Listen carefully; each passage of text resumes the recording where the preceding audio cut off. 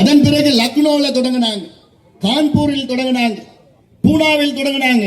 தொடங்கி கிட்டத்தட்ட ஒரு வருஷத்திலே திட்டத்தை மூடிட்டாங்க. ஆக இந்தியாவில் இது போன்ற திட்டம் வேற எங்கேயும் கிடையாது. அப்படி தோல்வி அடைந்த, மாசுபடுத்துகின்ற, கொலை செய்கின்ற திட்டத்தை இன்னைக்கு திமுக அரசு வேண்டுமென்று இந்த பகுதிக்கு நாம் கொண்டு வந்தே தீருவோம் என்று கங்கணம் கட்டி கொண்டிருப்பது காரணம் என்ன? காசு, பணம், துட்டு, மணி, லஞ்சம்.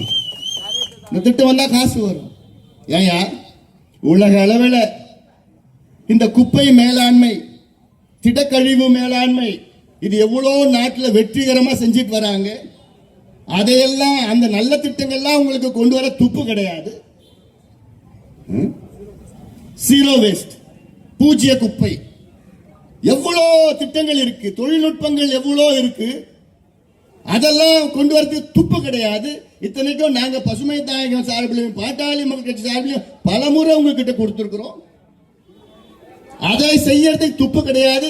ஆனா இந்த திட்டத்தை கொண்டு வந்து வேண்டாம் வேண்டாம், இங்க இருக்கிற மக்கள் வேண்டாம் வேண்டாம்னு சொல்லு.